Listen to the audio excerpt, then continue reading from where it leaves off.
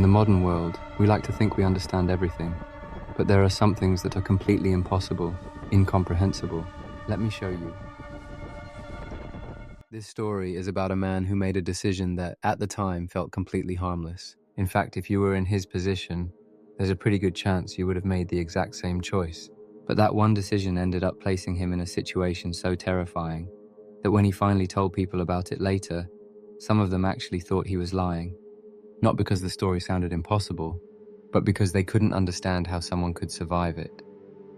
In the winter of 2014, a 34-year-old photographer named Daniel Reeves decided he wanted to capture something most people never get to see: a frozen ghost town. About 4 hours north of the nearest highway, deep in the Canadian wilderness, there was an abandoned mining settlement called Silver Ridge. Back in the 1930s, it had been a bustling little town. A mine, a general store, a few houses, and a small hotel for workers passing through. But the mine shut down during World War II. Within a few years, everyone left, and nature slowly swallowed the place. By the time Daniel heard about it, the entire settlement was half buried in snow and trees. To him, it sounded like the perfect photography trip. Daniel was the kind of guy who loved documenting forgotten places. He had photographed abandoned hospitals, collapsed barns, even old ships that had washed ashore decades ago. So a ghost town sitting untouched in the forest sounded incredible. The only challenge was getting there, because Silver Ridge wasn't connected to any maintained road anymore. To reach it, Daniel would have to snowmobile roughly 15 miles through dense forest. Now normally he wouldn't do something like that alone, but Daniel had done plenty of winter backcountry trips before. He packed carefully: extra fuel, emergency food, satellite phone, thick winter gear rated for extreme cold.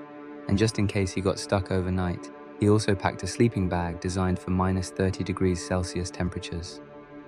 He planned to arrive at the town, take photos for a few hours, and head back before dark. Simple. The ride in took longer than he expected. The snow was deeper than forecast predicted, and fallen trees forced him to weave through the forest slowly. By the time he reached Silver Ridge, the sun was already sinking toward the horizon. But when the town finally appeared through the trees, Daniel forgot about the time because it looked incredible. Old wooden buildings leaned under the weight of decades of snow. A rusted mining tower poked up through the forest like the skeleton of some massive creature. And in the middle of the settlement stood the old hotel, 3 stories tall, dark windows staring out over the empty town. Daniel parked his snowmobile and grabbed his camera. For the next hour, he wandered through the silent streets taking photos. The place felt eerie, but peaceful, until he reached the hotel. The front door hung slightly open. The wind slowly pushed it back and forth, causing it to creak softly. Daniel wasn't planning on going inside. Abandoned buildings can be dangerous. But curiosity got the better of him. He stepped into the lobby. The air inside felt strangely warmer than outside. Dust coated the floor. Old furniture sat exactly where someone had left it decades earlier, and hanging behind the front desk was a massive guest register book. Daniel flipped it open. The last entry was dated 1943, just a single name, no checkout date. Daniel took a quick photo of the page, and then he heard something upstairs, a slow, dragging sound, like someone moving furniture across the floor. Daniel froze. He waited. The sound stopped. The building fell silent again. He told himself it was probably snow shifting on the roof. Still, he decided that was a good time to leave. Outside, the sky had darkened more than he expected. The forest was already falling into shadow. Daniel quickly packed his gear and started the snowmobile.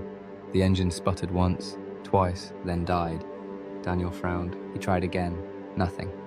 He climbed off the machine and checked the fuel line. That's when he noticed something strange. The fuel cap was open, and the tank was empty, which was impossible. He had filled it completely before leaving, and he had only used a fraction of the fuel getting here. Daniel stood there for a moment, trying to process that. Then he saw the footprints. They started near the hotel and led straight to his snowmobile. They were deep, heavy, like whoever made them had been standing there for a long time. But there was only one set of tracks. They came from the hotel to the snowmobile, and then stopped, right next to him. Daniel suddenly felt extremely exposed. The sun was gone now, the forest was pitch black, and he was 15 miles from the nearest road. He grabbed his satellite phone. No signal, which sometimes happened under heavy tree cover. He looked back toward the hotel. The door was still slightly open, and at that moment, a light turned on inside. A warm yellow glow filled one of the second-floor windows. Daniel stared at it. Because the town had no electricity, the dragging sound started again, slow, methodical, moving across the second floor, then footsteps, heavy ones, crossing the hallway and stopping directly above the lobby entrance. Daniel didn't wait to see anything else.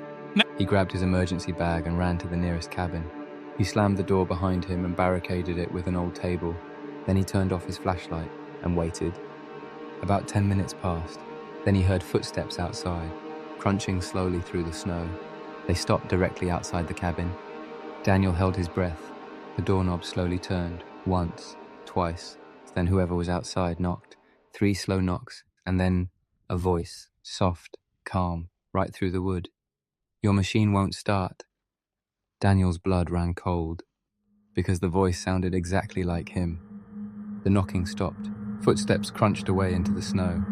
Daniel stayed inside that cabin for the entire night, too afraid to move, too afraid to sleep, every hour or so. He heard footsteps circling the cabin, sometimes stopping at the window, sometimes stopping at the door, but whoever it was never tried to break in again. Just before sunrise, everything went quiet. Daniel waited another hour before opening the door. The forest was empty, the hotel windows were dark, and his snowmobile was exactly where he left it. Daniel walked toward it slowly. The fuel cap was closed now. He opened the tank. It was full. He started the engine. It roared to life immediately. Daniel rode straight back to civilization without stopping once. When he finally reached the highway, he pulled over and checked the back of the snowmobile, because something had been bothering him the entire ride. There was a second set of tracks behind the machine, running alongside it, perfectly matching his speed, barefoot, in the snow, for 15 miles. Daniel never went back to Silver Ridge, but years later, when one of his photos from that trip was examined closely, someone noticed something strange. In the second-floor window of the hotel, standing in the yellow light, was a man, wearing Daniel's jacket and holding Daniel's camera, smiling directly at the lens.